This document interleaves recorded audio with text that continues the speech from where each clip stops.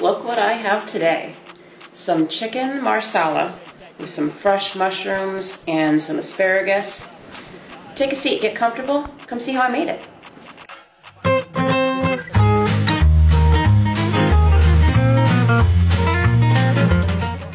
Okay, so the first thing we're going to do is pan sear this chicken. So I have my chicken breasts over here. I always take my chicken breasts and I slice them lengthwise, making 2 pieces out of each chicken breast. I like them thinner like that. It's just a texture, consistency thing for me. I don't like a really thick chicken breast. But this also makes them thinner and easier to cook in the pan. So I've got 2 chicken breasts that I've sliced and made into 4 chicken breasts here. So those are ready. I've got my pan warming up to medium-high. So I've got some flour. I'm going to mix in some of this Cajun two-step. I don't know if that was a tablespoon or 2, but I want to give it a little bit of seasoning. Just mix that around in the flour.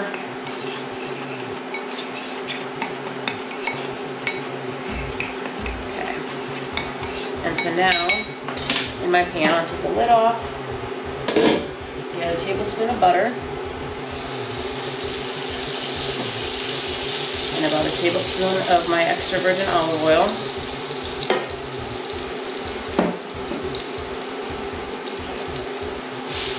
Get that melted, and then we're just going to lightly sear this chicken on each side and then set it aside so we can make the mushrooms and the sauce. I absolutely love chicken marsala. You know, you could serve this with mashed potatoes, with pasta, with rice. But today I'm just electing to serve it with some asparagus or something lighter, but it does make its own sauce, so you can put it over something. All right, got that. Now I've got my chicken breasts. I'm gonna put those in the flour.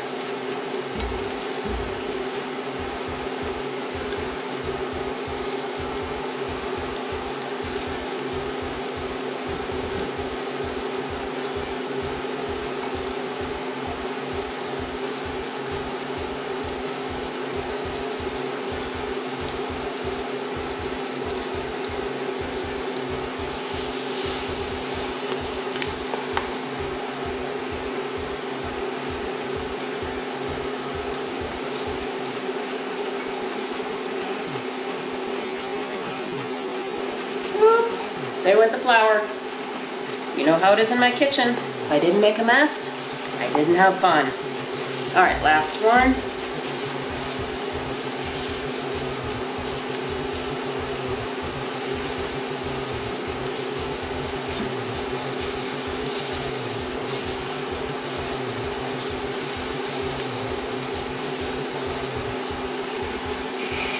All right. I'm going to turn that up a little bit. Get those brown.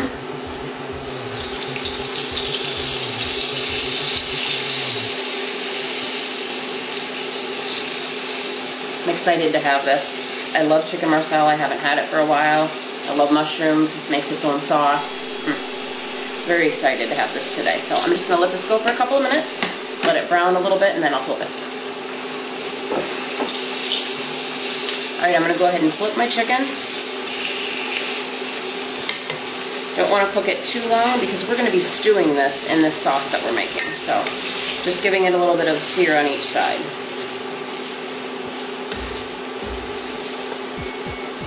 Alright, we'll let this side go for just a couple minutes.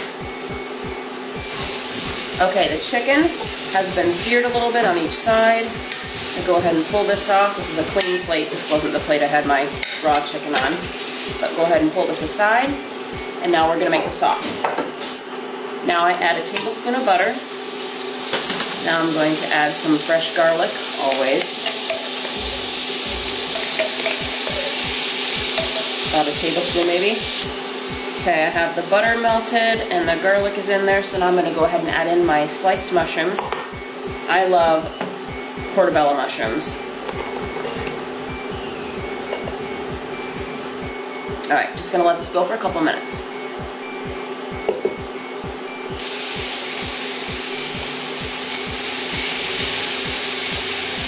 Okay, my mushrooms are just about done.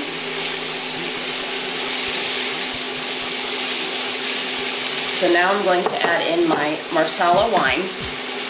And this is, I've got 13 ounces here. I'm going to add in the whole thing. You just let this slowly simmer until the mixture reduces by half. So we'll just let this slowly simmer until it reduces down.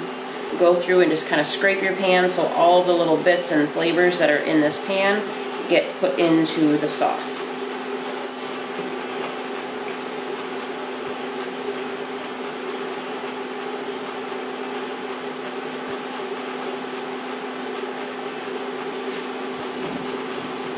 The sauce is thickening, but I have my fresh asparagus. If you haven't ever made fresh asparagus before, you just snap off the ends, and that's all you do. And so this is the part you use, and this is what you toss. Alright, so my sauce has reduced. Now it's ready for me to add in the chicken stock. I've got 2 cups of chicken stock.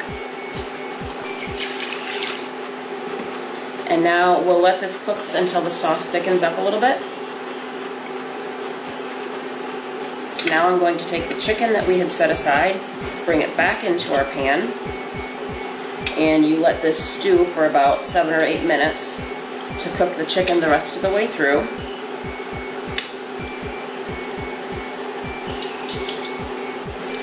Make sure that you test the sauce as this cooks, because the longer this stews, the more it's going to evaporate and condense and become more strong. So you want to be testing it as it goes, because the longer it goes, it's going to taste more concentrated. That's the word I'm looking for. So just needs to go a couple more minutes. And then I did save my flour to the side, because if it needs to be thickened up a little bit more, if you want it a little thicker than it is, once the chicken has cooked through, you can add a little bit more of your flour to kind of thicken that up a little bit. But I would take a little bit of the broth, put it aside in a bowl, and whisk in a little bit of flour so that there won't be clumps in your sauce. But I'm going to let this go for a few more minutes and kind of test out and see where my sauce is at. I did taste it, and I do want mine to get a little bit more concentrated. So we'll check back in a couple minutes.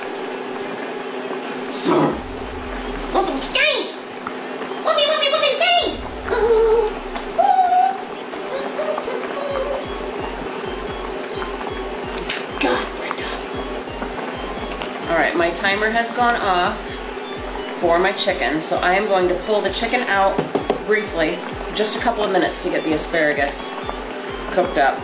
I like them to be nice and crispy, so it won't take long. I just want to pull the chicken out just long enough to get those cooked through just a bit.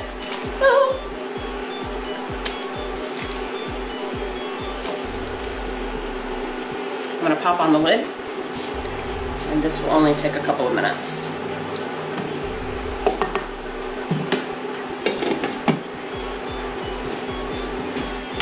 Okay, I'm going to pull the asparagus out.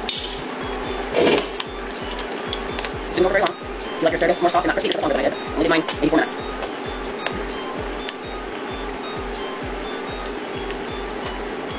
That's it.